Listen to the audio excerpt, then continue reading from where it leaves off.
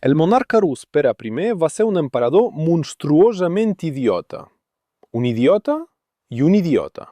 Totes les accions de Pere el Gran són ximpleries fins a la cretinada. Els literats que van escriure la història de Rússia van fer de Pere un heroi reformador.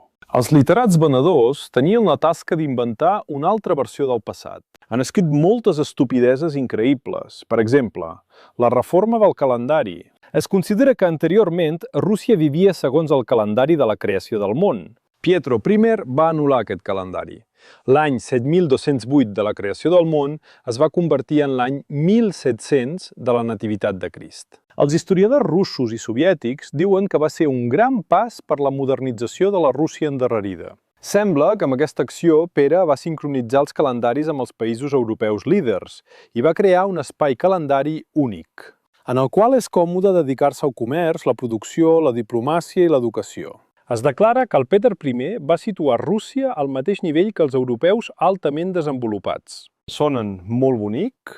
No obstant això, només podrien escriure una estupidesa així els ignorants o els enganyadors, és a dir, els historiadors.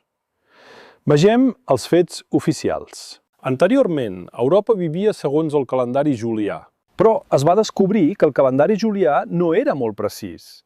La durada de l'any en el calendari julià és 11 minuts més llarga que en realitat. Encara que l'error és molt petit, en 128 anys el calendari julià es retrassa un dia. Per això, al segle XVI es va adoptar un calendari més precís. El van anomenar Gregorian, en honor al papa romà Gregori. En aquell moment, el mapa polític d'Europa era diferent, però anomenaré les regions modernes perquè ho puguis entendre. Per ordre amb el cap de l'Església Romana, els estats catòlics d'Europa van passar al nou calendari gregorià. Això inclou França, Itàlia, Espanya, Portugal, Polònia, parcialment Alemanya i els Països Baixos. Els catòlics van fer la transició a la nova versió del calendari molt abans del naixement del futur emperador rus. L'any 1700, els països protestants d'Europa també van renunciar al calendari julià i van adoptar el calendari gregorià. Concretament, Alemanya, Dinamarca, Noruega, Suècia, Països Baixos, Suïssa. Esmento les regions segons la geografia actual. Però a Rússia, el tonto Pere I introdueix el desfasat calendari julià, del qual s'han desentès tots els països desenvolupats d'Europa. Aquests països van servir de model per a Pere el Gran. Ell els va prendre com a referència i els va utilitzar com a exemple per a la reforma de la Rússia endarrerida.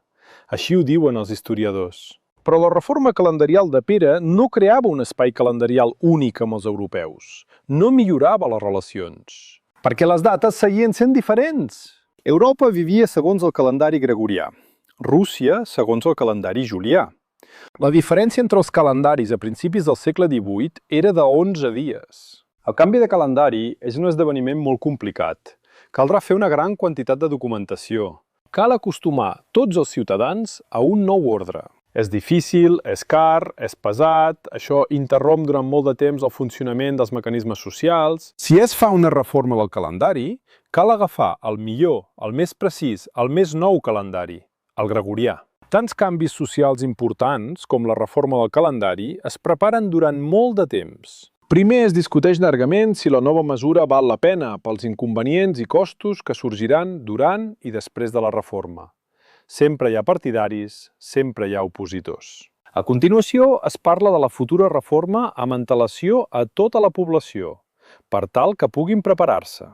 Peter I no podia no saber que la meitat d'Europa viu segons el nou calendari gregorià i l'altra meitat s'està preparant per fer el canvi. Però el gran reformador rus va triar el desfasat calendari julià. Alinejar els calendaris.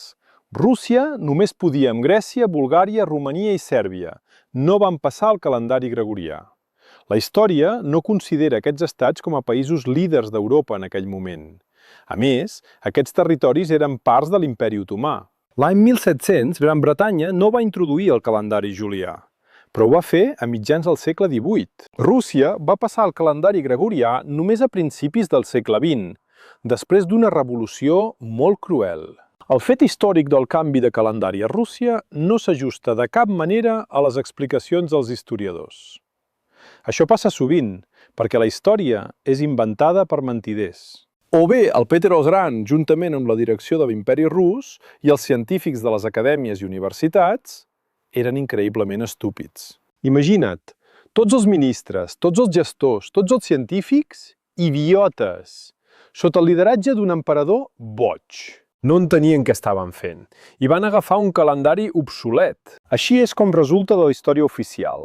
Però si els dirigents de Rússia no eren idiotes, com els presenten els historiadors, vol dir que en el passat hi havia una situació ben diferent. Una altra divisió estatal i política. Aquí hi ha coses a amagar. Els historiadors sempre serveixen als polítics i reescriuen el passat per encàrrec del poder en funció. Molt interessant tema. Continuem.